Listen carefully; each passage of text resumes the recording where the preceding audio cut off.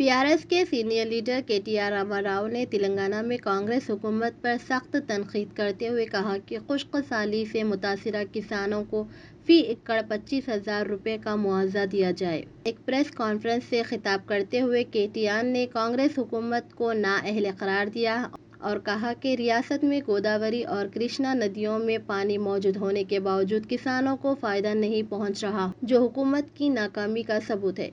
फसलें पानी की कमी की वजह से नहीं बल्कि कांग्रेस हुकूमत की नाकामी की वजह से सूख रही है। अगर हुकूमत आबी वसाइल का सही इस्तेमाल करती तो किसानों को ये दिन न देखने पड़ते। उन्होंने मजीद कहा है कि बीआरएस पार्टी और साबिक वज़ीर आला के चंद्रशेखर राव हमेशा किसानों के साथ खड़े हैं और किसानों के हुकूक के लिए जदोजहद जारी रखेंगे। बीआरएस हुकूमत में किसानों के लिए तारीखी इक़दामात किए गए थे, लेकिन कांग्रेस हुकूमत की नाअहली किसानों को मुश्किलात में डाल रही है।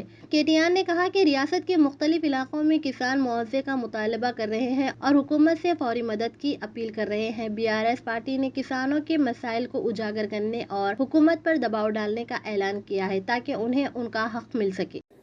ఎండల వల్ల పంట ఎండిందని ముఖ్యమంత్రి అంటాడు, బోర్ల కింద ఎండిపోతే మాకు బాధ్యత లేదని బాధ్యత రాహిత్యంతో ఇరిగేషన్ మంత్రి మాట్లాడతాడు. మేము రాష్ట్ర ప్రజల తరపున, రాష్ట్ర రైతుల తరపున ముఖ్యమంత్రిని, ప్రభుత్వాన్ని ఒకటే అడుగుతా ఉన్నాం.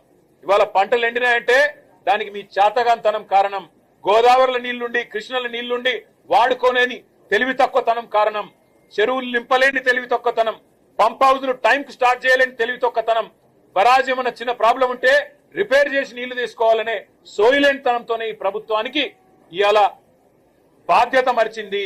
అందుకే మేము రాష్ట్ర ప్రజల తరపున అడుగుతా ఉన్నాం, ఎక్కడెక్కడైతే పంట ఎండిపోయిందో ఎకరానికి 25,000 రూపాయల చొప్పున వెంటనే ఈ బడ్జెట్ లో డబ్బులు కేటాయించి నష్టపరిహారం రాష్ట్ర ప్రభుత్వమే చెల్లించాలి. రాష్ట్రంలో లక్షలాది ఎకరాల్లో పంట ఏదైతే ఎండుతుందో దానికి ఖచ్చితంగా ఈ ప్రభుత్వం రైతులకు క్షమాపణ చెప్పాలి. ఇలా భూగర్భ జలాలు అడుగంటున్నాయంటే ఖచ్చితంగా దానికి కారణం ఈ ప్రభుత్వమే.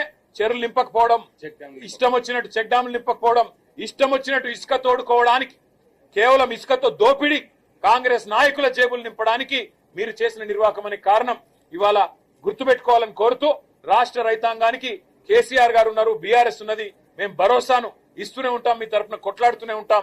ఎక్కడెక్కడైతే పంటలు ఎండుతున్నాయో ఆయా ప్రాంతాల్లో పర్యటించి రైతుల్లో మనోధైర్యాన్ని నింపడానికి మేము ప్రయత్నం చేస్తూనే ఉంటామని చెప్పి కూడా